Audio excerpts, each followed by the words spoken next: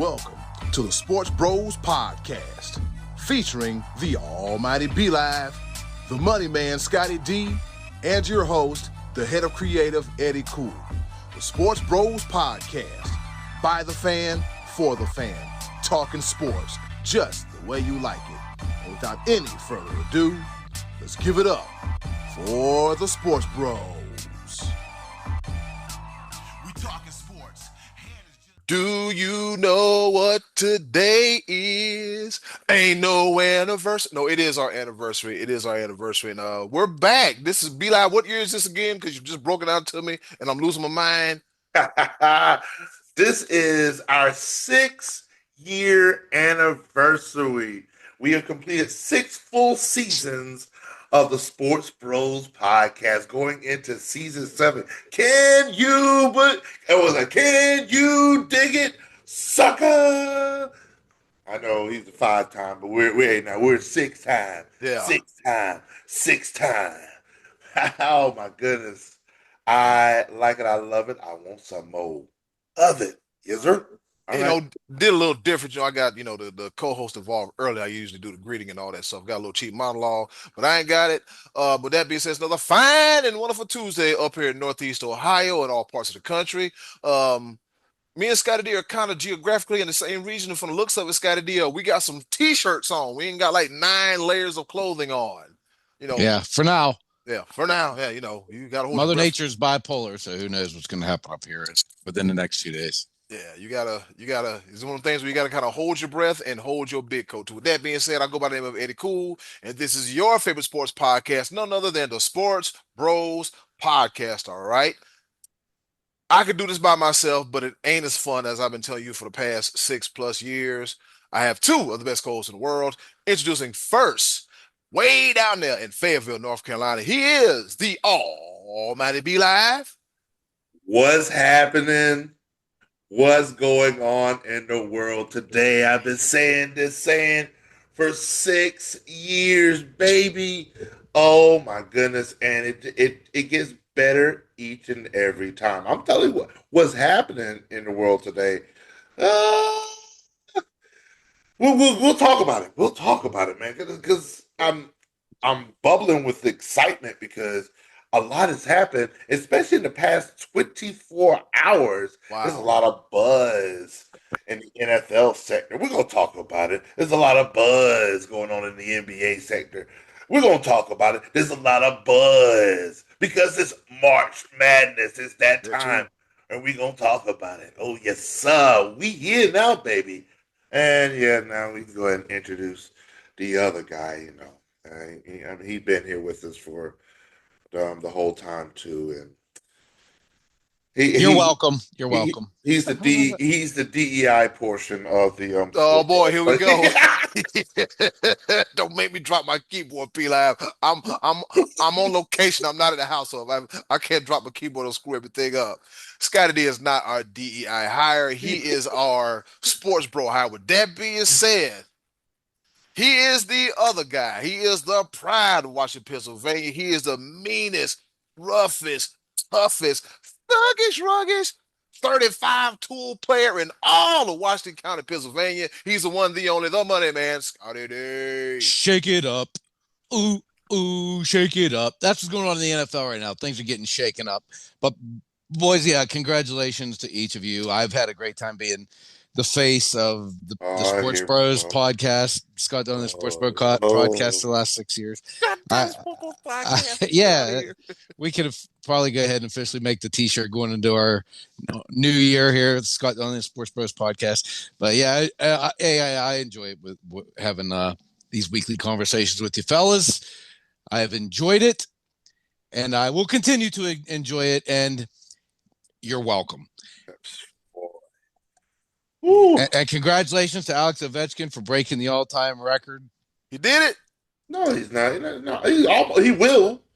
But he's Scottie D is practicing foresight. Okay, I'm sorry. I think he had like nine goals on Monday night. You figure the 6 years I know how this works. Just in case he does it and we forget to talk about it, I just make sure. Congratulations. He's in the single digits. He's very, very close. he will break the record this year. Yeah, that's crazy. I never thought I'd see that happen, but that's a big record. That's going to be a big moment. So, like they say, man, all records are meant to be broken unless you. I think I said it before. One of our choices of voices. I think the only record that'll never be broken is that 50-game hit streak by Joe DiMaggio. I just 56 don't. games. Yeah, that one's. There's a few I think that are untouchable, but this one was one I thought was pretty far out of reach, and here it is. Gretzky's point record will never be broken. Let's put it that way. Yeah, goals and assists. Yeah, that'll never be touched. Yeah, you'll have to play damn near 40 years at that clip and average like what 5 points a game or something like that. But it's crazy, insane what Gretzky did. But yeah, Ovechkin, hats off to him. It's good. Like I said, within probably 2-3 weeks, he'll have that record broken, and it's definitely worthy of mention on our 6-year anniversary program. Oh yeah. 6 years in the game. With that being said, fellas, let's go ahead and hop right into it. The top of the order. All right, let's get this thing started. Here it is, the top of the order. Fellas, I had to make sure I update all my sporting apps on my phone. Why? Because it's NFL free agency frenzy. It's March Madness. There's a whole lot going on. We're going to get to that later, but let's go ahead and get into this whole NFL free agency frenzy. We got Devontae going to the Rams. Miles staying in Cleveland after they gave him a bunch of money. We got J.C. Horn. He making a bunch of money too. It's a whole lot going on. So fellas, at this point in this early free agency period, what are some surprise signings and some signings that have flown under the radar? What say you, Scottie D? Well, I'm actually a little bit, I shouldn't say I'm surprised, but a little surprised at the Myles Garrett situation because he was so dug in on wanting to leave, and Cleveland was so dug in that the owner wouldn't even talk to him. It just seemed like they were at a complete impasse. What was it? Friday night, Saturday night. Myles Garrett wanted to talk to the owner. He said, nope, go talk to the GM. I'm not talking to you. It's none of my business. Myles Garrett said, I am not coming back to Cleveland. How about if we make you the highest paid player in history? Here's some money. Okay, Cleveland it is forever. From Cleveland to Canton, Cleveland to Canton. And just like that, the it's not about the money thing goes right on out the window because he's getting a boatload of money, as is Josh Allen. I mean, the banks are starting to crack. The banks are breaking, boys. And some guys being a little overpaid. I'm a Cowboy fan. I saw Jordan Lewis went to the Jaguars for what was like $30 million a year or something like that for a guy who's a slot cornerback. I mean, lots of overpaying goes on this time. That's why Mr. Jared Jones doesn't go into free agency because he likes to overpay his own guys rather than to dive into the free agency pool and overpay. But that's what happens a lot right here. Overspending, we see it left and right. Be Live, what you got? Well, a lot of focus is definitely going to be with Myles Garrett, of course, because he said he wanted out. He said he's not signing no new deal. No, he said these are his words. Like they were trying to make some things happen. Then the Browns said, nope, we're not trading you. Nope, we're not doing this, that, blah, blah, blah. It was inevitable that this was going to be a rocky offseason. And then extension in the terms of 4 years, $160 million with $123 million guaranteed. What? Yeah. Like $40 million for edge rusher? I feel like they weren't even making 30. That's what I feel like only a couple of them were making 30, and they just said, no, we're going to just we didn't learn anything from Deshaun Watson. We're going to overpay Myles Garrett. Like another case where I wish Jarrah had signed Micah Parsons already and saved a little bit of money. That just went up way up. And so here's the one thing that was also a shocker. The Josh Allen extension, they did not pay him more than Dak Prescott. Josh Allen agreed to $55 million a year. It sounded great. When I first saw it, I saw 6 years, $330 million. Then I saw the $250 million guaranteed, which is more than Dak Prescott in guaranteed money. But for annual value, He's making the same $55 million that Trevor Lawrence is. Was it Justin Herbert, Mhm. Jalen Hurts? I know there's somebody else in there, but Dak Other Prescott than is Jalen Hurts, those are all guys with the same amount of Super Bowl rings.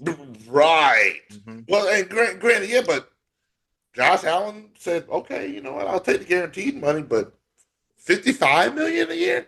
I think Josh Allen is worth more than Dak Prescott. That's just me. That's just I don't. No fight forthcoming. I'm just saying. I'm just saying. Mhm. So that was a bit of a shocker. And then what the heck is going on in Seattle? Like, I made another meme because we talked about it. We talked about the fact that they released Tyler Lockett, that DK Metcalf is with the Steelers. Mm. DK Metcalf and George Pickens on the same team. Me and Scottie D For had a little now. for now. Are they going to keep George Pickens? And then they paid DK Metcalf $30 million a year. We still haven't gotten the guaranteed money yet. I was going to have that in there, but we'll have that to you when I find out. And then Geno Smith is with Haters and rejoins Pete Carroll, which is and then yeah, So who's maybe Seattle's smart. Maybe they're smart for doing this because if you know that Geno Smith is not your meal ticket and you can get a third round for him, good for you. We're going to draft a quarterback this year. We'll take the extra pick. And if I don't have a quarterback that's ready to win right now, why would I pay Tyler Lockett and Metcalf big money if they're going to be unhappy? They want out. They're talking about it, they want traded. Why eat up my salary cap to not make the playoffs? And I'm going to try to get a rookie quarterback and start from the ground up. I don't think the Seattle stuff. I mean, I get it if you're a Seattle fan that you were like right there making. They didn't make the playoffs this past year, but they were close. I think they were right when close. they Nine were and eight, I think 9 and 8. some yeah they were like on Yeah. the bubble in that bubble area all year. They're not getting better. I mean, it's not like they have an up and coming quarterback who's rising and they're a year away. They got Geno Smith. I mean, he's maxed out. You got to his ceiling. So why, if you realize as an organization we need to draft a quarterback, go in another direction, then why pay big money for receivers? That to me this makes sense. And I'm gonna throw something out there when it comes to Geno Smith. I said it a long time ago. It reset the market when Danny Dimes got that $40 million a year contract because Geno Smith was like, hey, y'all trying to pay me 35? Nah, player, we're gonna go above Danny Dimes, and I think everybody's trying to go above Danny Dimes in that $40+ million range. The age of the quarterback has changed, and Danny Dimes is the reason why. I'm just saying that's what I speculate. I believe there's a lot of truth to that. And so, do you think Seattle is joining the sweepstakes for Arch Manning next year? Pop. Because No, I think they're going to draft one this year. I think you they think might. you Yeah, think this year Hmm. you yeah, think they're gonna make because I mean they would have to make more moves. I guess that they probably. did They get might. draft capital, so they have some picks that they could use to move up and grab me. I'm saying I would wait till next year. I would just sort of, but I don't know. That's why I'm sitting here in Fayetteville and why these guys are getting paid millions of dollars to run organizations. Cleveland, I still don't know how they're running stuff, but whatever. They need a quarterback too. And I think they got they got the number 2 pick. Yep. Seattle would have to move up if they're going to get their quarterback of the future. Yeah, and If I maybe they will. Maybe they want to move up and get Shador Sanders. Maybe they want to move up and I think Cam Ward's probably going to be gone within the top 2 or 3 picks, oh but yeah, oh yeah. I think he might be headed to Cleveland, right? Isn't that the big talk? Yeah.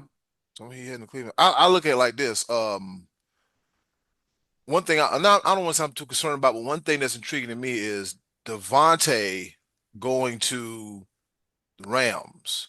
So we What a have great fit. I think it's a yeah. great fit. So now we have Devontae, Cooper Cup, and Puka Nakua. Now, fellas, I'm gonna ask you a question. Does this make Cooper Cup expendable now they have Devontae, or do you think they figure out some way to keep that three-headed wide receiver monster intact. What do you No, think? I think he's going to go. Yeah, they made their intentions loud and clear that they were shopping Cooper Cup, and so this pickup, it makes it very it's it I can't even form the words in my mouth because Cooper Cup, Triple Crown winner Not too long ago, like what, 2 years ago? 2 years ago, and now he's expendable. I He doesn't get open like he used to, though. that man, injuries are something else, man. That's crazy to me. Like Cooper Cup was the best wide receiver in the game. He gets hurt. Now he's expendable. Yeah. Man, that's crazy. But that it's a business. That's why they say all the time, it is a business.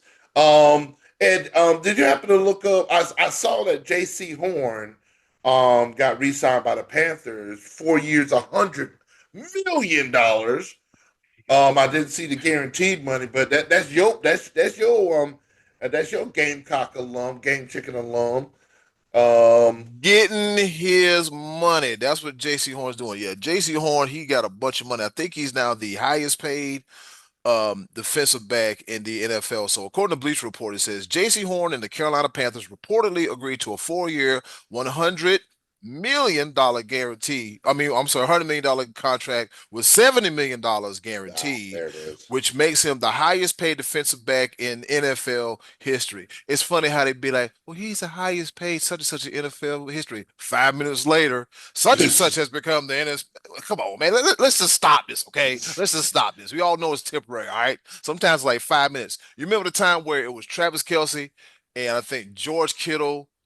I think somebody held the single season receiving yards record for tight ends for like an hour and a half, and the next thing you know, shoot, somebody. I was like, "Come on, man! These are in the history of the game. Like, these history-making moments are fleeting. It is very, very much fleeting." So, yeah, fellas, it's that time of the year. It's free agency frenzy, and then the next thing you know, it'll be the draft, and next thing you know, it'll be OTAs and everything at that level. So let's speak on something that happened this past weekend between Stephen A. Smith and LeBron James. They had a conversation. Well, it wasn't more like a conversation. It was more like a Chris Rock and Will Smith moment, if you will, except for there wasn't any slapping going on. It was just keep my son's name out your mother loving mouth.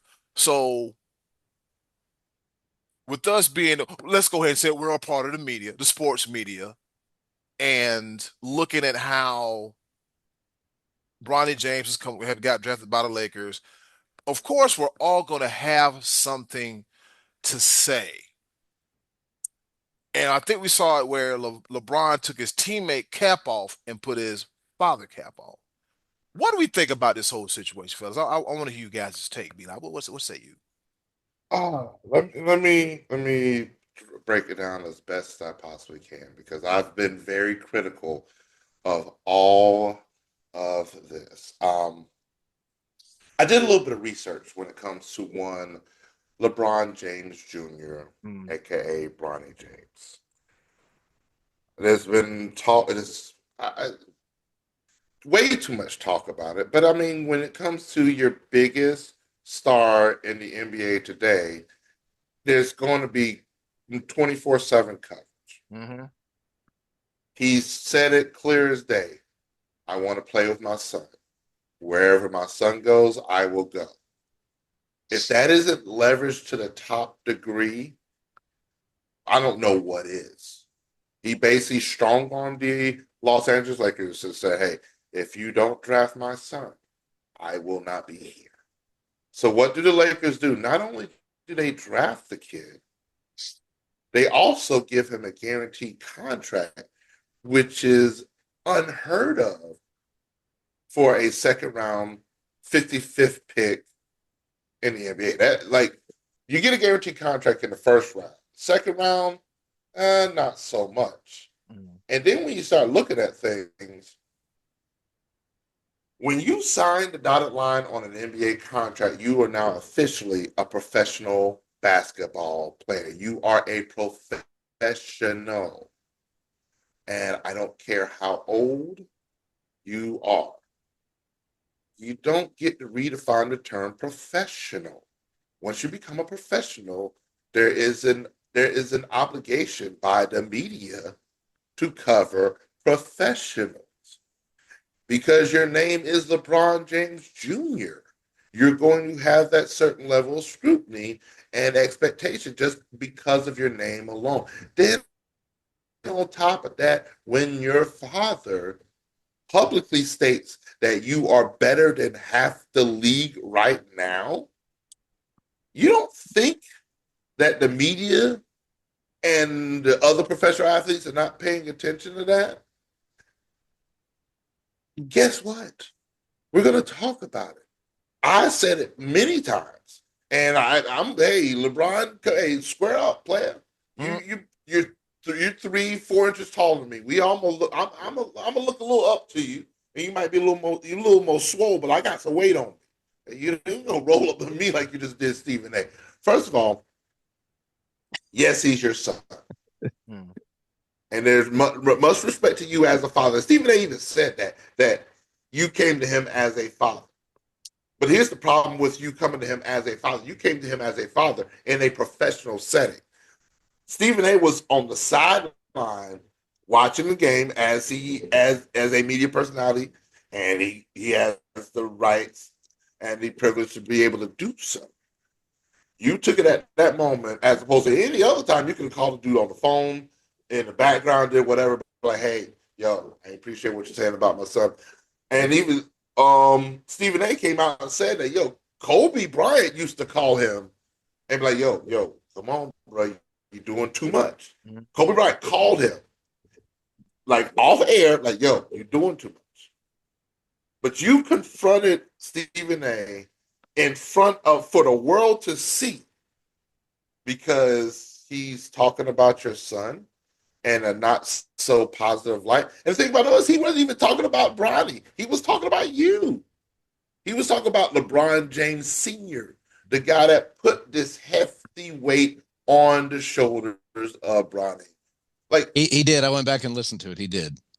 Like, so it's one of those things. Like LeBron James, you were dead wrong for this. I understand as a father, you trying to defend your son, and you have every right to do so. But the way you did it was dead wrong. Dead wrong. I get it. I'm not a father myself, but I can understand your passion.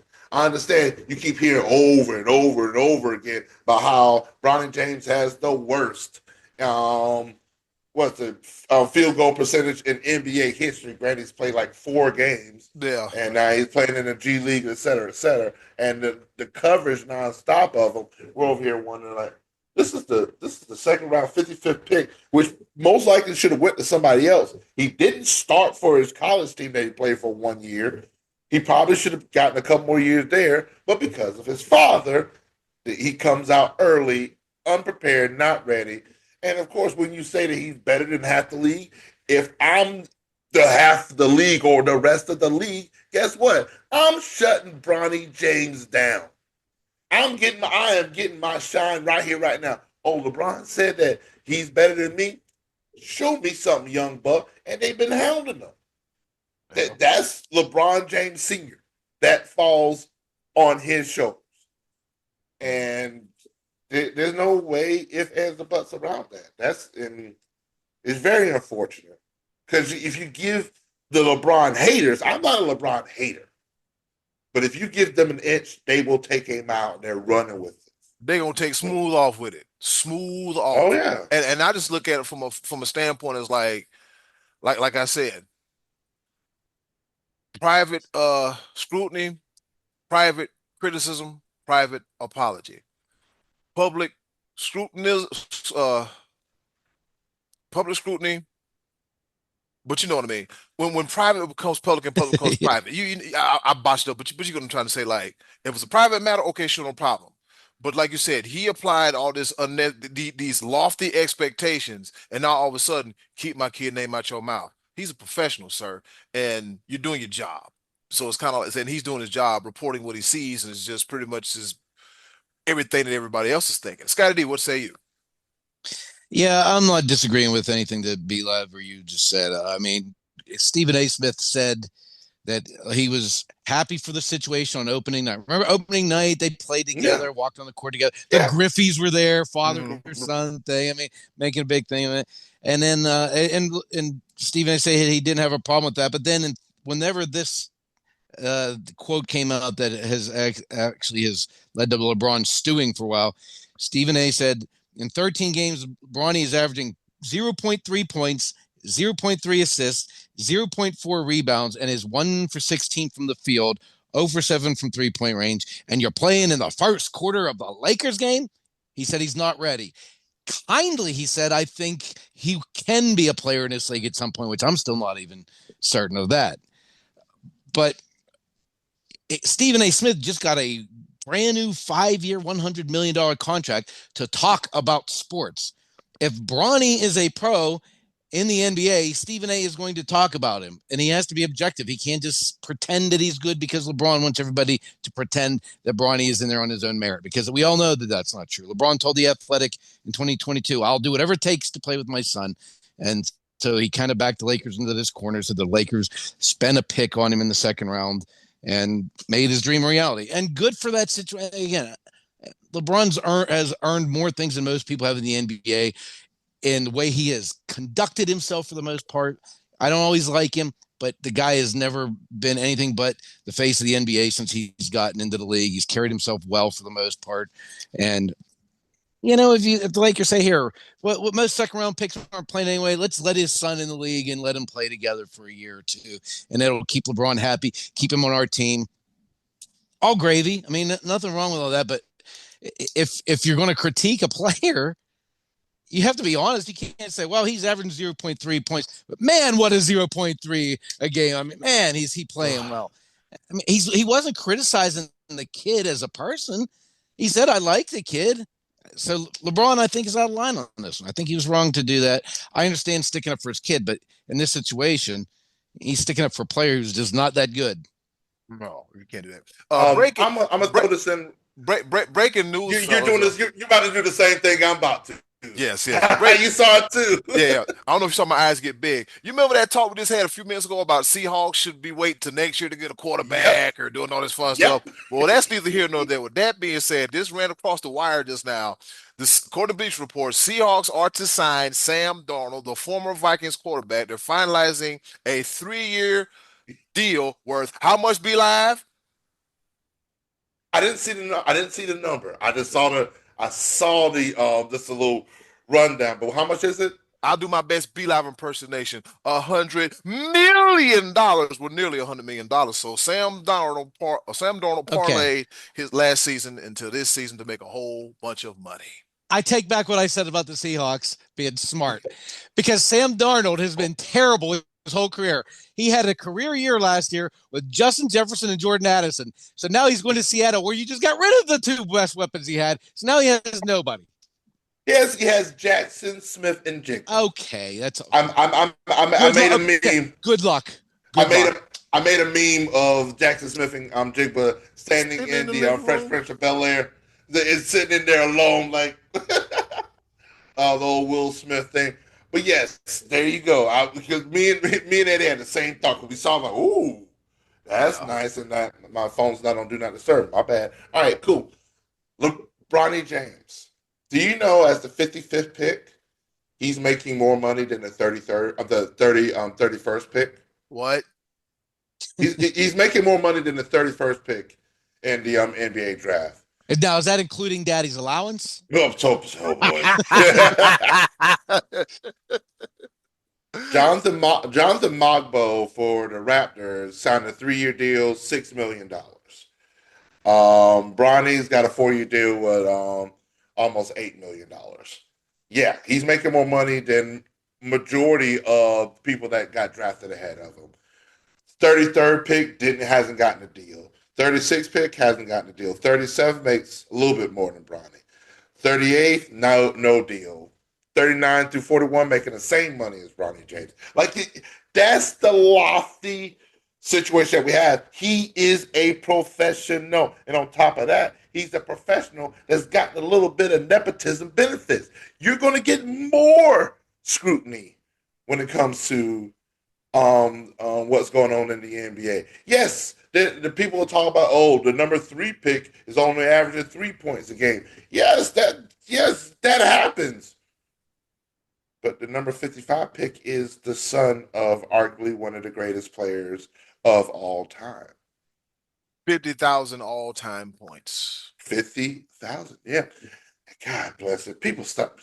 Stop. Okay. Yes, here's the LeBron James deserves all of the accolades for his stats and everything he's accomplished in 22 seasons. The fact that he's still in the conversation for MVP, being one of the best players at the age of 40 after 22 years in the league, is something to be talked about. But ladies and gentlemen, I cannot say this loud and clear. Just because LeBron James has been doing this at a tick for a very, very, very long time doesn't make him the greatest of all time. Cal Ripken, the Iron Man, played in 2,600 straight games. That doesn't make him the greatest of all time. That makes him durable, longevity. That is nothing to shake away from. Like, that is an amazing accomplishment. That doesn't make you the greatest. And the thing about it is, this greatest of all time, the GOAT, this whole acronym and everything, it's all relative. There's nothing to solidify exactly who we can call. It's all a matter of opinion, et cetera, et cetera. Yeah. Just acknowledge, please, this is what's happening that irritates me. I want the players of today and the fans of today to acknowledge the past and understand it took the past to get to where we are right now. Us old heads, we're able to acknowledge that the players of today have this certain skill set and the game has completely changed, et cetera, et cetera. And we can honor greatness. Is that your choices of the voices answer? No. I'm not there yet. That is no. That is not my. We'll get to that in a second. No. All right, enough of that mess about Bronny James and everybody in the Lakers. Yeah. They had to cut me off because I was about to go in. Yeah. I had to cut them off. All right, fellas. Championship weekend, conference championship weekend, leading into March Madness. What are we looking forward to the most? Real quick, Scottie D, what you got?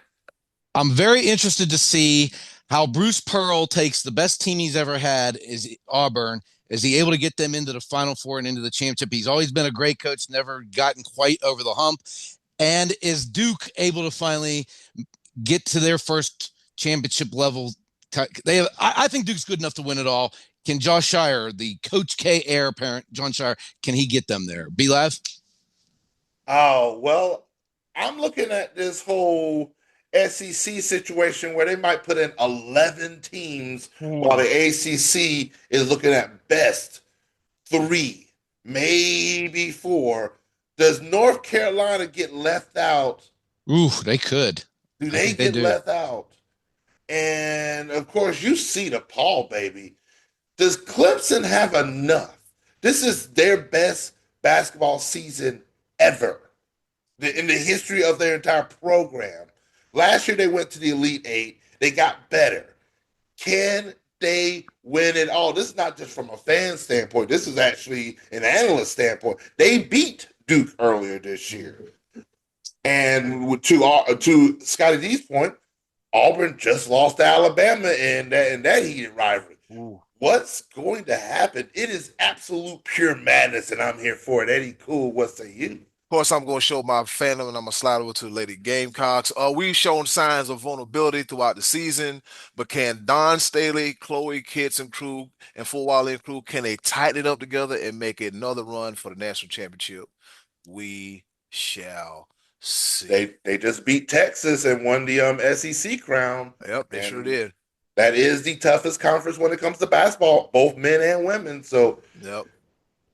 I think UCLA beat USC finally. It's absolute madness. Let's go. Yep. All right. With that being said, we talked enough about football and basketball, but looking at my watch looking at my phone because I've yet to get a watch. Guess what time it is? What's happening? What's going on?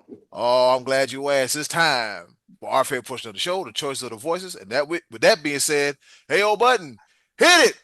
Choice of the voices, complaints, moans, gripes, grapes, and grievances coming back at you. Stick stay, don't you dare go away. This is your favorite sports podcast, the Sports Bros Podcast. In your mouth. We'll be back.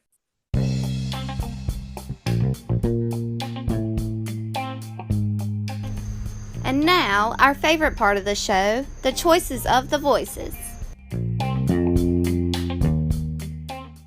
Once again, thank you to the wonderful and ever so lovely Miss Button for introducing our favorite portion of the show, the choices of the voices. Man, you know how we do it, man. 6+ years. We ask y'all the question, you give us the answer, and we talk about it right here on the Sports Bros Podcast. This should be a fun edition of the choices of the voices. And with that being said, Scottie D, what's on Tickety Tap, player? Well, we went Dr. Melfi, Tony Soprano on him this week, said, get on the couch and share with us whatever's on your mind. This is therapy week. If whatever's bothering you when it comes to sports, lay it on us. And some of you laid it on us, Eddy Cool. All right, so let's go ahead and get into it. Ryan Rubelski, he says. Rubelski, that's an old childhood friend of mine, a guy that I knew in elementary school. Wow. All right. AK, we're going to call him the Rubes, all right? Rube, that's it. Rube. All right, Rube. He said, Gino, I get bothered every year at this time between football and baseball season when there are no good sports to watch. Can you help me? So sports purgatory, as it will. Like, what do I do right now? You do what we do and overhype the small things like NFL free agency right now. Yeah. I say go get yourself a podcast and talk about it with your bros. There ain't a million of them out there, but we are one of a kind. We are definitely one of a kind. But man, yeah, we're all struggling through sports withdrawal right now. Yeah, but you know what? He's not a basketball fan. It's March. Yeah, it's March. And this is championship week. And then selection Sunday and the madness starts. And then the Masters is behind that. For me, I know the last couple weeks have been like dull, but I'm fired up for right now. And baseball season starting in a couple weeks. I think this is a good time of year. That little lag post Super Bowl is probably the worst. But I feel like we've gotten through that at this point. Yeah. Oh yeah. We've gotten past that. All right. John Wasik, he says, I'm in football withdrawal. John, aren't we all? Yeah. Right? I'm experiencing a lot of anxiety about the Pirates and all those big time moves they made this all season. Got any tricks for anxiety? I don't know what to tell you, man. We ain't got it this week. Scott, you're our resident Pirates fan, so and this is a guy that I was a fraternity brother of in college. So I said, what did we do back in college? And he said he's not allowed to do that anymore. So those things that we did for anxiety is not allowed any longer. But I'm feeling the same thing, man. I was telling you guys about it last week. The Pirates, the Pirates starting center fielder is a 6'8" shortstop this year. The starting right fielder is their left fielder. The starting left fielder is Tommy Pham, who played for 1/3 of teams in Major League Baseball. Yeah. The starting third baseman is Key Brian Hayes, who has gone on record saying, I'll probably have back problems the rest of my life. The starting first baseman, they just signed, gave him 2 pitches to get him, and he has a ripped up wrist. He can't even play. Didn't you use a pepper point to describe that your star pitcher has a new pitch? Yes, and he's going to win the Cy Young. The rest of the team is going to be garbage around him. They got a catcher. The catcher, they got one of them is coming off of Tommy John surgery. The catcher with Tommy John. And the other one was one team away from being out of baseball completely last year, and he had a resurgence with Pittsburgh. Are we counting on that to happen again? A guy named Joey Bart. I mean, we got problems in Pittsburgh. Problems. Scott, you're not helping this whole anxiety and therapy thing at all. Yep. It is. I'm getting it off my chest. Yes, ladies and gentlemen, you will be seeing this clip very, very, very I'm relating to the patient. I'm relating to the patient. Yeah. Thank you, Dr. Donnelly. All right. We got the best name in the game, JoJo Comfort. He said, great question. Great question. Yeah. SD, Special Delivery Jones. That's me. He was calling me SD, my initials. Okay. I thought you were talking about the wrestler. I used to call him JoJo Comfort. Your Life is Calling in reference to the old Richard Pryor movie. Yeah. And he in turn called me SD, Special Delivery. Special delivery. All right. At this time of the year for me, it has to be the Buccos. The Buck, there we go. Yeah. Yeah. As a Pirates fan, I want to have hope. And let me define my version of hope. Hope isn't a postseason berth. Oh no. Hope is having a 500 season, but the Bucks have broken my heart for decades. I get they're a small market team, but it's frustrating when the Bucks are seemingly already 10 games out of first place in the NL Central Division. It's not even open today. Yeah. Ah, God. I'm sorry. God. Y'all some hurting fans, bro. Man. Yeah. I saw my recommendation to him was to watch Game 7 of the '79 World Series and pretend he was 7 years old. That's my. But he's right. You know what? Here in Pittsburgh, we should be so excited that we have Paul Skeens and that he is potentially a Cy Young candidate. But you know what the general feeling is? He's going to be gone in 3 years. We're already mad that we're losing this guy because somebody gonna pay him. Yeah. Right. I mean, he's going to be a Giant or a Cub or a Dodger or a Yankee. I mean, so my point is, why not right now pay this man, make him the highest paid pitcher in baseball? Just give him 10 years and make him the highest paid pitcher. But they won't do that. They'll squander it, and he'll probably walk away without us getting anything in return in Pittsburgh. But people are already preparing for that, and he hasn't even played a full season in the major leagues yet, and yet Pittsburgh is preparing to lose this guy in 4 years or 3 years. Yeah, well, the highest paid pitcher in all of baseball makes 3 times as much as your whole entire payroll. That's true. That's true. So that's just crazy within itself. But at some point, if you're going to own a team and tell the fans we are actually trying to win, then you make a commitment somewhere. They made one to Brian Reynolds. They made one to Key Brian Hayes. Make one to this guy. He has a chance to be a legit superstar. He has a chance to be legitimately one of the top names in all of baseball. So you commit to him. You don't let him be Garrett Cole or Barry Bonds, stars of the past who you just let walk out the door. You gotta prove to us fans that you care. And they never do. They never do. And Scott, off topic, I'm pretty sure you can relate to this when it comes to the city of Pittsburgh. When it comes to the Steelers, people don't know what to make of the Steelers, and I don't know if they lost hope in them. And they would love to have hope in the Pirates, but like you said, every time you get a Barry Bonds or what's the other guy you just mentioned? Garrett Cole, big time stars, and they're gone. It's kind of like, okay, Paul, it's nice to have your year 1, year 2. Here come year 3. We know what's about to happen.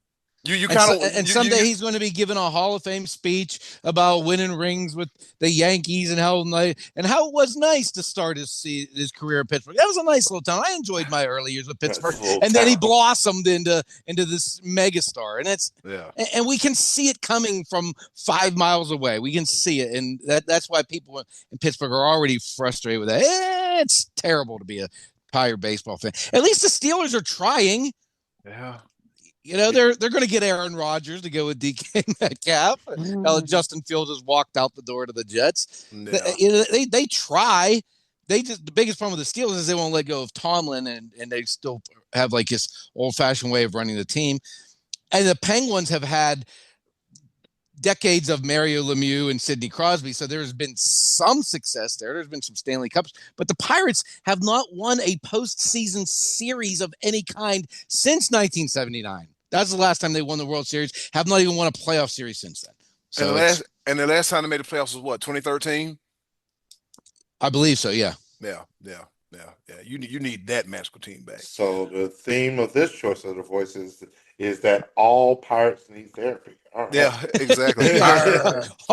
Pittsburgh sports needs some big time therapy right now because the basketball team has had a terrible second half, and you're talking about the Pitt Panthers, and the Pitt football team lost their last 7 games in a row after starting off 7-0. We all need therapy up here in Pittsburgh. We do. Oh, yeah, it's wild. And look at the next one, Corey Loughran. Yeah, Corey. No, it's He's- Tom Wynn. Tom Wynn. Tom Wynn. Okay, Tom Wynn. Yeah, Let's skip that. Tom Wynn says, besides jettisoning, traveling, and carry calls in today's NBA show, probably OL in the NFL, wrapping their arms around their runner near the goal line and essentially carrying them to the score. I don't care if it's pushing or pulling. The NFL has become a rugby scrum. Oh, the tush push. He does not like the. He does not like the tush push, and he does not like the gather step. That is the biggest debate in all of the NBA right now is the gather step, and then you can gather step and then take 2 more steps. It's painful to watch. It is absolutely god awful painful to watch, and it's what makes the NBA hard to, like that, and the 3-point shooting makes it just hard to watch. Just what happened to basic fundamentals? Like that used to be enough. Yeah. Now it's all flash and flare and Euro step and I feel you, Tom Wynn. I'm with you with that. The tush push, we had that conversation. What was it, last week? Yep. We had that conversation. Yeah. I mean, rugby is a good sport, though. Yeah. That's sort of like Yeah. I prefer some of the hard hitting of rugby as opposed to some of the things that we're dealing with in the NFL right now. But yeah, tush push, like I said before, boring. All right. Yeah. Yep, Mike Davis, here he comes, Scottie D. You pull him up a chair, too. Yeah. He says, the Buccos have some really good young pitching and a couple of bats.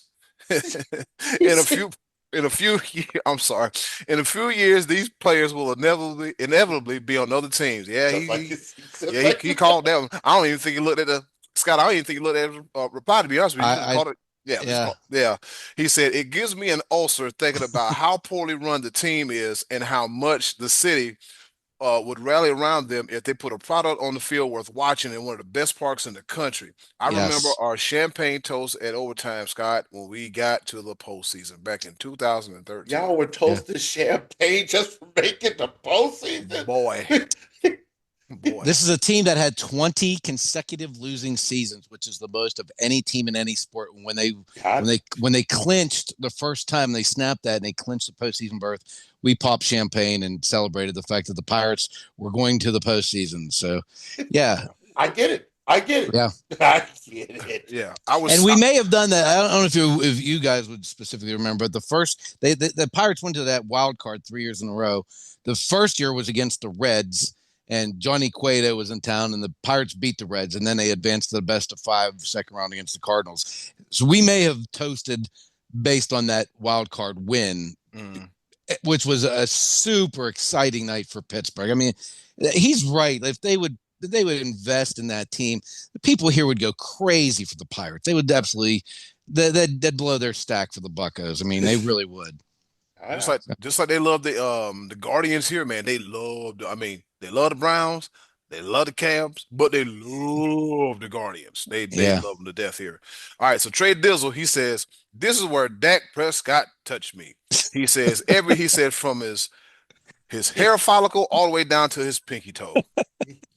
He feels violated by Dak. He's violated by Dak, yeah. He's violated by Dak, yep. And Trey Dizzle is Trey Dizzle, you've been with us for almost a long haul. Yeah. And I don't know what to tell you to help you with Dak Prescott therapy because you better file a report for robbery. This man is robbing y'all without a gun. he has system. It's gotten worse since we've been a podcast. It has systematically gotten worse and worse and worse with Dak Prescott. So I don't know what to tell you, brother. Yeah. No end in sight either. No end in sight. No insight. Martin Tracy says, what keeps me up at night? The mystery of Florida Panthers rat throwing.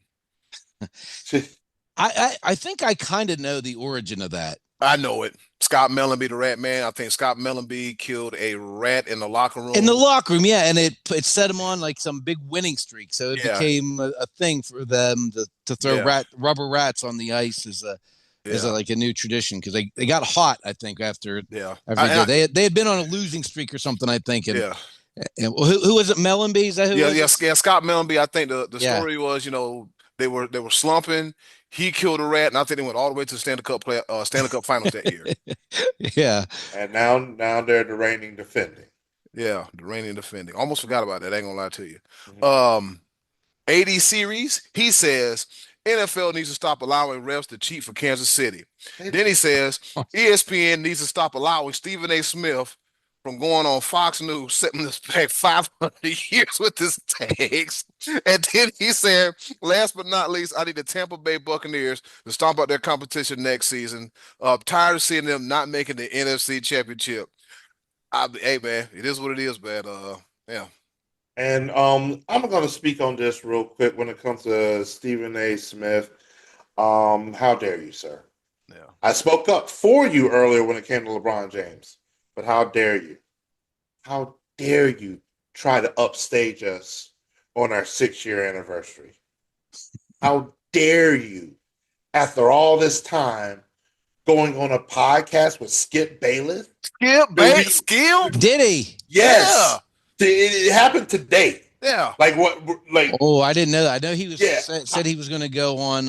Who's he say he was going to go on? I forget the Gilbert name. Arenas. He was going to go Gilbert Arenas But podcast. Him and Skip Bayless recorded a podcast. I don't know the episode, and I'm not giving them any advertising here because this is our day. This is our anniversary. I want to go listen to it. I'll catch you guys. I seen the link, Scottie D. I kind of looked at it and I was like, I said when I saw that, I'm like, now this week, this is you mother. Oh my bad. That is Stephen A. Smith returning the favor, trying to help Skip stay relevant when Skip gave him his first big break. Yeah.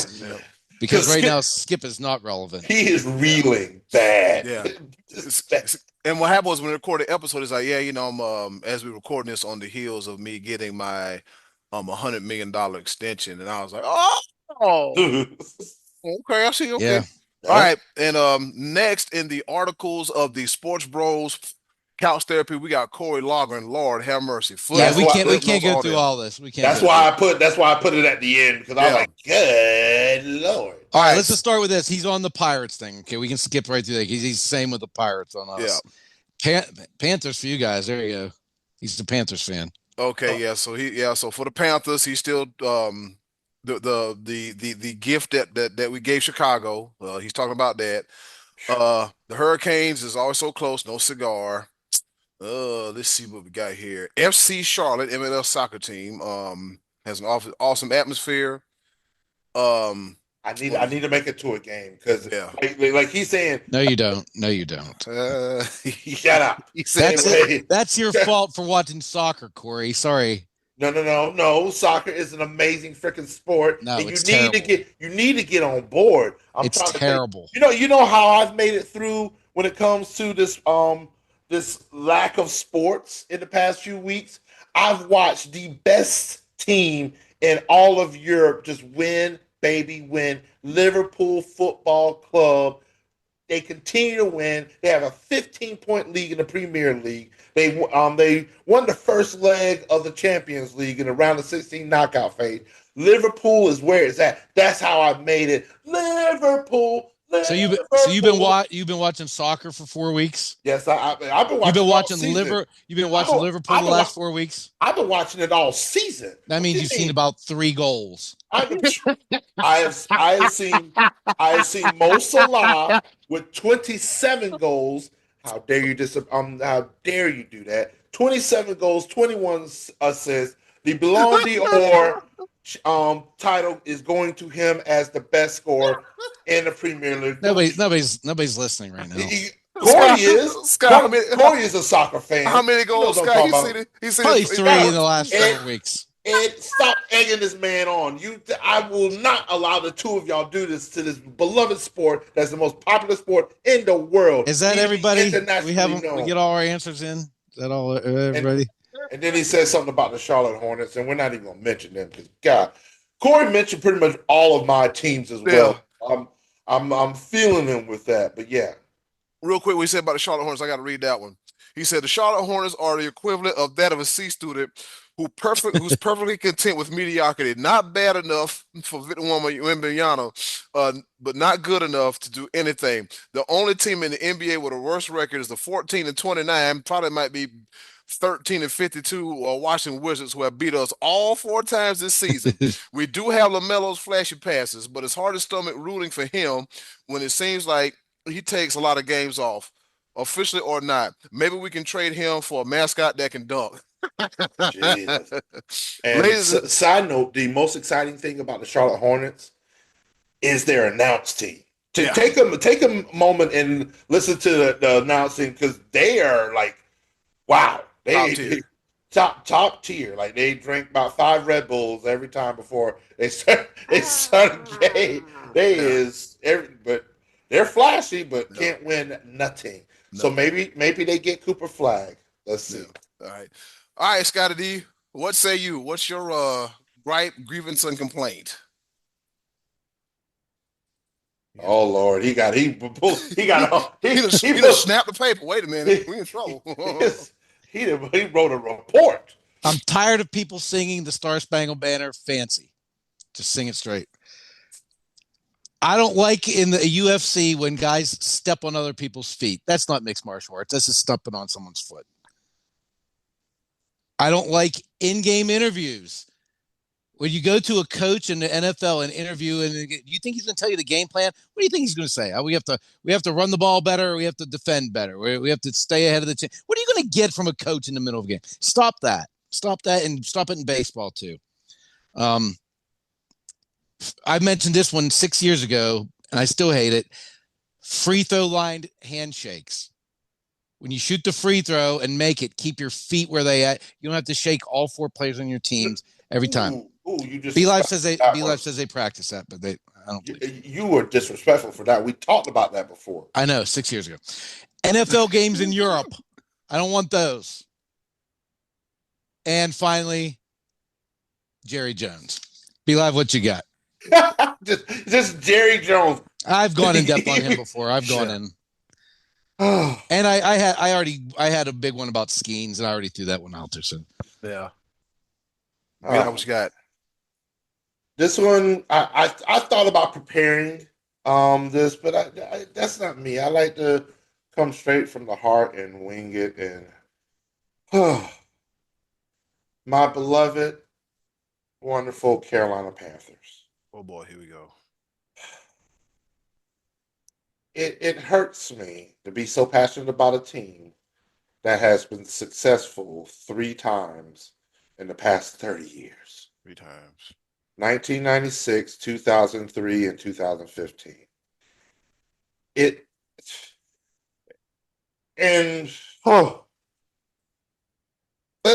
Put Cam Newton in Ring of Honor, whatever that we do. Just stop this whole back and forth stuff with him calling the team losers before he got there. Because guess what? They freaking were. That's why he was the number 1 draft pick. You don't get the number 1 draft pick by winning a lot.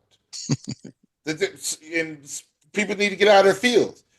Cam Newton, by far, was the best thing that's ever happened to the franchise. It made it actually valuable. Now, David Tepper, just as Scott just eloquently put it, Jerry Jones, I'm going to put David Tepper. Please. Wow.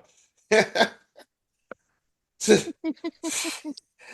you can't just put that in the chat like that. Golly. Breaking news. Breaking news. The Eagles trading Kenny Pickett to the Browns for a 2025 5th-round pick in Dorian Thompson-Robinson and a burger from Culver's. Go ahead, be live. Yeah. I want to see. Like, here's the thing. I would actually enjoy if my Carolina Panthers were like the Pittsburgh Steelers. I would enjoy that. Because that means we at least be competitive. It just sucks not being competitive. We're living off of nostalgia from 10 years ago. Dab on them. I feel old now because I refer to the dab. Can we be competitive? I think we're sold on Bryce Young. The damage is done. We sent all the picks away. We begin our rebuilding. J.C. Horn got signed. I think we're signing another defensive back. We signed a couple. I think we've done a couple D linemen. We're making moves to become competitive. I just need to see it. It's been a long time coming. Carolina Panthers, keep pounding. Just stop pounding me. And I mean that in all the most pause way possible. Keep pounding. Eddy Cool. Yes, sir. Dear Carolina Panthers, you shouldn't have gave Chicago Bears every damn thing because here we are. We looked good towards the end of the season, but like B-Live said, 3 times in 30 years? Come on now. Cut it out. Cut it all the way out. The Houston Texans have had better years than we had, and they're much younger than us, all right? But I'm saying, though, figuratively speaking, like record-wise, winning record-wise. Just saying we made it to a Super Bowl. Yeah, we did. Not enough. Carolina Panthers. Can we please, Carolina Hurricanes, can we please win one for Coach Rob Brindamore? Please. We didn't win one when he was a player. No, I want him to have one as a player, one as a coach. Gotcha. I want him to have that. All right. Can you tell that I've been through therapy a lot, so I can always try to find the silver lining and everything? Yeah. Is that it? Atlanta Braves, it wasn't that long ago. But you got to do something real quick, real fast, in a hurry. South Carolina Gamecocks, baby. Nope. Being a basketball school is nice. Being a baseball school is pretty cool too. But let's be more of a football school, please. And keep beating Clemson ass as much as we can get, all right?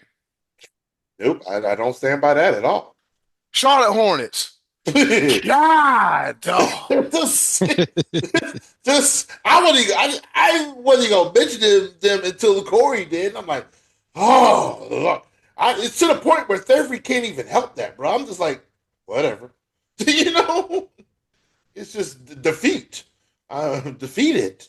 God. Charlotte Hornets. The best thing you've done since you've been back is change your name back to the Hornets instead of Bobcats. All right. But other than that, you've been the absolute drizzling poops. To all the teams I've mentioned, in the words of the money man Scottie D, Lord have mercy. Please do better. That's all we ask, because I want to be one of those guys. But hey, our team is good. My team is good. My team is good. But who's your team? Carolina Panthers. Who's your team? Charlotte Hornets. I don't want to say that in shame. Not no more. Not no more. All right, so the excited edition of the Choice of the Voices. Scottie D, what's on tap for next week's? Next week we're gonna. Well, oh, you sounded like you weren't ready. I thought you were gonna say something else. I was pausing. No, go ahead. Next week we're gonna ask you to tell us who do you think is the most current overrated coach and or athlete in all of sports. Overrated coaches and athletes in all of sports. Even go to college if you want to. Coaches and athletes, that'll give us something to talk about next week, Eddy. Cool. We'll have lots to talk about next week because March Madness will be, the brackets have been announced by the time we get to the show next week. Yep. All right. We will be making announcements, and we will post on Facebook about our Sports Bros Bracket Challenge. Oh, yes, sir. It's going down. Yeah, man. You better come get you some. All right. With that being said, it's been another edition of the Choices of the Voices. Coming up next, be live. Get to grabbing that pepper grinder. And baby, don't you sneeze, woman. Hold your breath. Round of Pepper coming up at you right here on Sports Bros Podcast.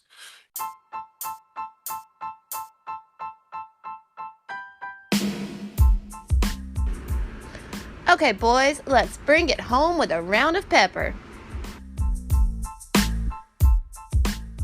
All right, y'all, you heard the woman. It's time for us to go home and get what I call the hell up out of here. But before we go, a round of pepper. You know how we do it. 3 topics, rapid fire style. Kind of, sort of, not really. Here to engage, enlighten, educate, and entertain, and inspire. The 4 E's plus an I in no particular order. And with that being said, I'll go first. On this day in history, back in 1912, the first Stanley Cup Challenge game to be played in 3 20-minute periods, formerly 30-minute halves, as Quebec beats Moncton 9-3 on the way to the series sweep. So, yep, they made some changes. They said, hey, instead of 30-minute halves, 20-minute quarters, and we're going to do it like this.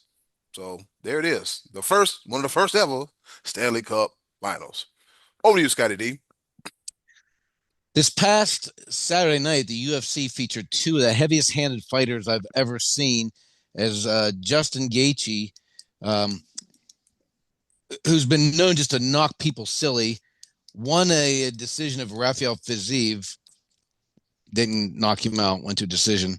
And then Alex Pereira, the light heavyweight champion, who darn near kills people when he punches them, he took on the challenger Magomed Ankalaev and barely punched him. So the two heavy-handed guys who had guaranteed knockout on Saturday night both went to decisions. Gaethje with a win and a weak decision in favor of Ankalaev. He's a new light heavyweight champion, beating Alex Pereira in a fight that just was more of a dance and sparring session.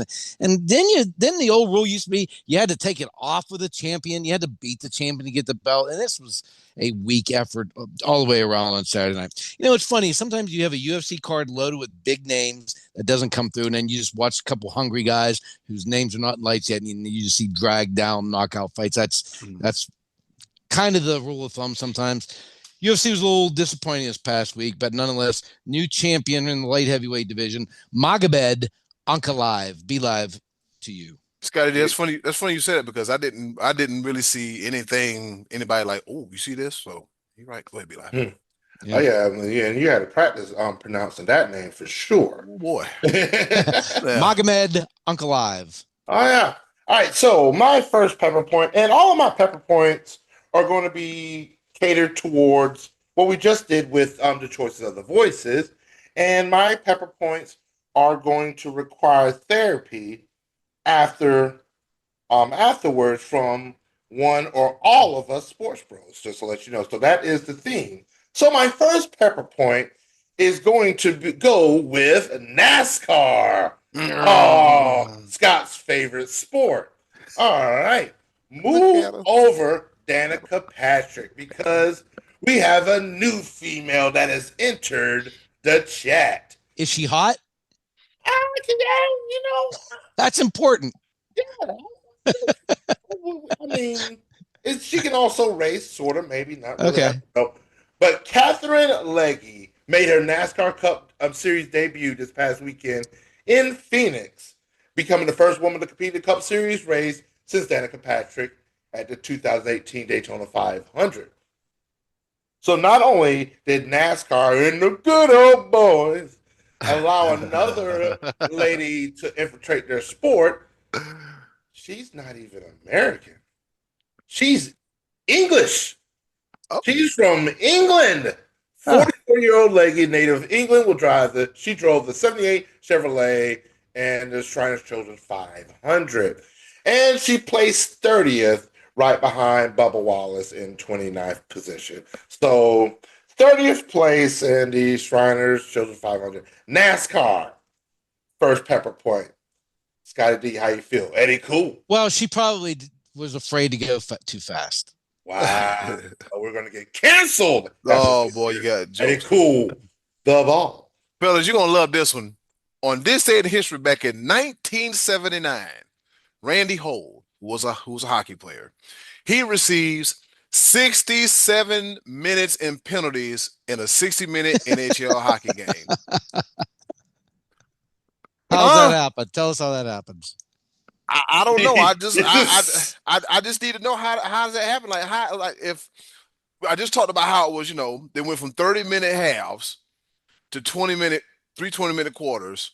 Somehow, some way, Randy Holt managed to get 7 more minutes of penalties than there is an entire game. Hey. Anybody? Over to you, Scottie D. Must have got like a 10-minute double major at the buzzer or something. You know what? Let me get one more good drop the gloves. Boom. All right, cool. Yeah. Penalty box for real. Yeah. Last week, former PGA stud Fred Couples revealed on KJR 93.3 FM that he had talked to Brooks Koepka, and guess what Koepka told him? What did he do? Any guess, Belive, what Koepka may have said to Fred Couples? He said, I would like to go back and play the PGA Tour. Whoa! No, are you serious? A live player wants to be back in the PGA? You don't say. What a surprise. The live tour is not fulfilling enough for Brooks Koepka. In the meantime, Rory McIlroy says, yeah, we don't really need that deal between PGA and live golf. This is one more therapy point that I didn't bring up earlier. I hate live golf. Be Live, over to you. This ain't even my second. This wasn't even my second pepper point. But Phil Mickelson finally hit the podium for the first time in live golf. He placed third this past weekend. Just want to throw that in there. But my second pepper point, Eddy Cool, just be prepared. This is for me and you because we hate this name. So it's a little bit of therapy, but it's actually a good story. And we're going to go to the University of Nebraska. And their head coach, football coach, Matt Rule, who systematically destroyed our Panthers. But I stand behind him right now because one thing he does not play with social media in the locker room. He does not play with social media. It is not a thing. He takes a no-nonsense approach. But on the other side of things, he still wants to market the team, market the brand, et cetera, et cetera. And so he just recently joined TikTok as a personality, et cetera, et cetera. What he found on TikTok was his own players, particularly the freshmen, in the locker room doing TikTok mess. So what does he do in turn? He makes all the freshmen on the team do wall sits, and then they have to perform a 10-second TikTok dance after they did the wall sits. Some old school wall sits, yeah. Oh God, your legs are shaking and burning, and then he gonna make you do a 10-second TikTok dance in front of the world. Bad rule. I applaud you, sir. No nonsense. Let's play football. Not everybody's supposed to be an influencer. Eddy Cool, the ball. This is my third and final pepper point, but I had to figure out how in the hell that Randy Holt got all these doggone penalty minutes. All right, so on this day in history back in 1979, March 11th, the toughest player on the LA Kings, Holt, had been acquired midway through the 78-79 season to add muscle to a skilled Kings team and was expected to be a factor when the team traveled to Philadelphia to face off against the fearsome Flyers. Wikipedia, gotta love it. After picking up a minor penalty earlier in the first period, Holt fought Philadelphia enforcer Frank Bath at 14:58 of the first period, picking up 20 minutes in penalties. However, Holt felt that he had been a victim of a cheap shot from Flyers agitator Ken Linsman earlier in the game and took it out on Flyer Blake Dunlop. So he went and beat up Blake Dunlop for some stuff that Ken Linsman did. Yeah. When the two came together in the corner, at the end of the first period, the Flyers confronted Holt as he came out of the penalty box, which escalated into a bench-clearing brawl. It was tear the club up on the hockey rink, all right? Although he was only involved in a fight with Flyer Paul Holmgren, who initiated the conflict, Holt was assessed further 45 minutes in penalties for his actions during the brawl, including a triple game misconduct, bringing a triple game misconduct, bringing his game total to 67, shattering the previous NHL record of 48 set by Jim Dory in 1968. He was also suspended 3 games by the league for his actions. Ladies and gentlemen, we need more Randy Holtz in the NHL. You're telling me that he was in the penalty box. Yeah. He got out the penalty box because of an intermission and came out the penalty box and got more penalty minutes. That is classic hockey for you right there. He did zero regards to it. Nope. He said, I'm going to get my pound of flesh. Paul. Yeah. So that is classic. Thank you, sir, for that. Wow. Scottie D. Over to you, Scottie D. I'm done. Well, speaking of violence, while Stephen A and LeBron had their public beef, Charles Barkley and Kendrick Perkins are on the undercard. Charles Barkley went ahead and called Perkins an idiot and a fool and called him by name because Perkins evidently said that the Lakers' recent 2 weeks of success saved the NBA. And Barkley said, that's foolish. That makes me mad. He didn't say it in those words, but it makes him mad because the Thunder are having a good season. The Cavaliers are having a good season. And Perkins said, well, you better have that energy next time I see you. He said, I'm going to be up on him like numbers on the house or something like that. some country backwards saying that. I'm gonna be up on him like numbers on the house. He said, I'm gonna address his ass like the numbers on the house. So I hope the next time these two gentlemen are in the same building, I hope the cameras are rolling. I hope we get to see this little showdown, however it turns out. And you know what, Barkley, I understand what he's saying, but Barkley's also the guy that whenever there's a lousy game on, he'll say, this is a lousy game. Why are we watching this game? You know, terrible. He does. He says, this is terrible. Why are we watching this? And no, sir. That is with a U. Terrible. Terrible. So I understand both points. I understand Perkins was kind of making a little bit of a splashy, over the top statement by saying the Lakers are saving the season. And Barkley's saying, all they talk about on ESPN is Golden State and the Lakers. And I always kind of say the same thing, that if they're interesting, you talk about them. That's why we always talk about Yankees, Lakers, Cowboys, because they're interesting. And but Barkley kind of contradicts himself in this instance because he's always the one that's saying this game's terrible. Why we even comment on this one? And yet he's criticizing them for going the interesting. I don't know. Interesting turn of events. I hope the cameras are rolling when these two mounds of beef get next to one another in the same arena. B-Lav, I'm done for the week. No, Scottie D, you're not done because my third and final pepper point. Interactive?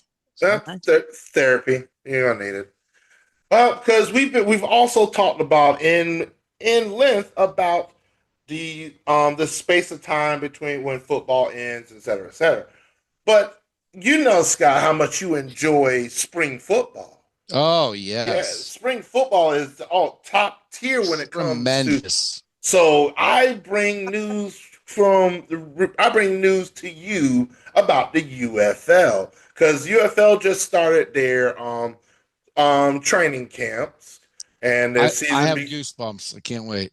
Oh, I'm telling you, you got something to look forward to because the training camps have begun, but there's a particular position group that said, you know what, I don't think we're gonna sit this one out for a little bit. And it's not completely a boycott or strike, but all 24 quarterbacks of the UFL are holding out for more money. They decided to report to training camp, but there is a looming conversation that they may end up going on strike before opening date on, I believe, March 28th. And guess who they have the support of? Who? They have the support of the NFL Players Association. The UFL players are not getting paid enough. Here's what you do, NFLPA. Write them a check out of your money.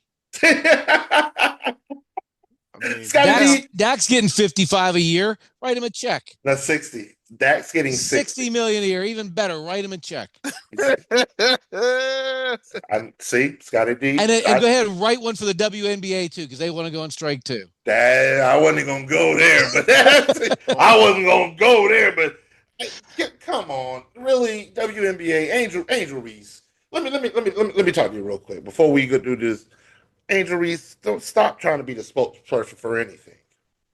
I'm gonna need you to work on your layup skills before you say anything else. I don't want you to say that you can't afford your rent because you decided to get a place that costs $8,000 a month. Yeah, like come on, live within your means to get the big contract. Yeah. Right? Come on, you doing the most. This Let some other people handle it. Yeah, we get it. You got a platform, but it maybe Aja Wilson, if she said something of that nature, yeah, it have some weight to it. When Wale says something to it, you have some weight to it. The more established stars don't come in the first year and start complaining, especially when you aren't actually contributing to the excitement of the sport, because you are a tough watch, missing a bunch of layups He said and a getting your own rebound. Oh You God. are a tough. I said I meant what I said. He called it tough watch. Oh God. Watch her miss 17 layups and get her own rebound every single time. It's ugly basketball. Yeah. Am I lying? Hey, Am, man, am I lying? If I'm lying, I'm flying. You know what I'm saying? I mean, I've never seen her play, so I can't say. Oh God, it is the worst. Oh, he said she was a tough watch. It's the worst. Like she averages 27 rebounds a game because she misses 27 shots. Yeah. Like it's terrible. That's terrible. That's terrible. He said, She, I'm sweating blood. Scotty, you triggered me. I triggered you. We all need therapy. 6 years in the running, season 7 in the making, and hey, we might need to have a therapist on retainer for Yeah, us. we should. Yeah. We need to holler at our network in the Wonder Check Wednesday side of things. But anyways, for the 7th year in a row, as always, thank you for listening, watching, subscribing to the SportsBros Podcast. We ran extra long. It's the anniversary episode. What did you expect? All right, no wham bam, thank you, ma'ams. We're having a good time. We're enjoying each other. And on behalf of Scottie D, on behalf of the Almighty Be Live, we just want to say thank you, because we had no idea in 2019. Well, actually, we had no idea when me and Scott had the initial conversation in 2018, and then me and Scott and Be Live, we all got together and had that really initial conversation meeting back in 2019. And then we had our first and the only live show together the same year in 2019. We had no idea it would get to here, but we here now. We here. We want to thank you so very much. And we just forever grateful, forever grateful. A lot of things have happened in our personal lives and professional lives. Thank you. Just thank you. Just thank you. Just that's all I got. Y'all got anything to say to anybody before we get the hell up out of here? Yeah, thanks to everybody for checking us out. If you get this far to the end of the podcast, we greatly appreciate you. Yeah. And congratulations to you two, and congratulations to Alex Ovechkin for breaking the all-time scoring record last night with 9 goals in Ottawa. Yeah. And for all of our listeners, that we are a sports by the fan, for the fan. So when I mean this, we all need therapy, because sports be kicking our ass as a fan. Woo! Man. But wait, we in this together. This is a brotherhood and a sisterhood. Yeah. Thank you to the lovely Miss Button for being with us through and through, lending us your voice. Thank you to Hunter Simboli, our baseball bro. Thank you to all the other guests that we've had on the show, and we're going to continue to grow. Season 7 loading of the Sports Bros Podcast. Yeah, who is it? Dean Kennefic, Joel Turner, James Burns, Danny Short. Am I missing anybody? Probably, but it's okay. Tanner Port, our golf guy. Yep, Tanner Port. Sammy Smokes, when he came on and was acting a fool with Be Live and everything. We appreciate everybody. We really do. And in closing, do something nice for yourself. And if you can do something nice for someone else, they're greatly appreciated. Now, more than ever, be a blessing, not a burden. This is the Sports Bros Podcast. Let's get off here. Let's go watch some wrestling, fellas. Starring Scott Donnelly. Starring Scott. Yeah, right. You right now, in the words of Dave Coulier, cut it out. Congratulations, Ovechkin. Scott Donnelly, our DEI hire. Bye, y'all. Yes, sir. I forgot my damn line. Yeah, Be Like, take us home. Hey, love y'all. See y'all later. Thank you. And as always, it's been another episode of your favorite sports podcast, none other than the Sports Bros Podcast. Bye, y'all. Hey, it's Eddy Cool here from the Sports Bros Podcast. Thank you for listening, and as always, continue to follow us on all of our social media platforms. Just click the link in the description box and keep up with the SportsBros Podcast. And once again, thanks for listening.